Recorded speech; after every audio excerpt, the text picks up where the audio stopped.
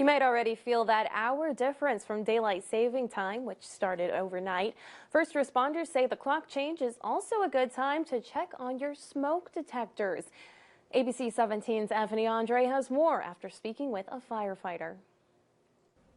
As daylight saving begins, fire departments remind us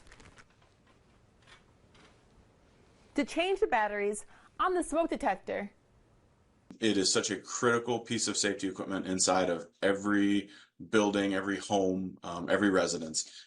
It saves lives every day. Fire alarms are proven life-saving devices. Jeffrey Heidenreich with Columbia Fire Department tells me he sees an overwhelming number of deaths or injuries due to broken smoke detectors. Fire growth is exponential, which means that a small fire will become a very big fire in a very short period of time. So having that early notification that there's some kind of an emergency or a fire event occurring, and then taking action on that. With the advancement of technology, not all smoke detectors operate the same, but they do have one thing in common: chirping. That typically means that the battery is low and needs to be replaced. And again, if it's in one of those models that has permanent batteries, you need to replace the entire unit immediately. Heidenreich also emphasizes to get a carbon monoxide detector, as it can save your life. CO is colorless, odorless. The humans cannot detect CO, but the alarm can, and it's deadly. And we unfortunately,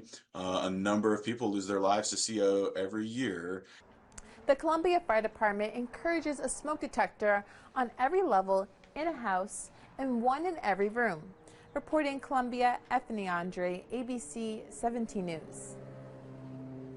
Thank you, Anthony. The Columbia Fire Department also offers free smoke detectors to homeowners. You can stop by their station to receive one.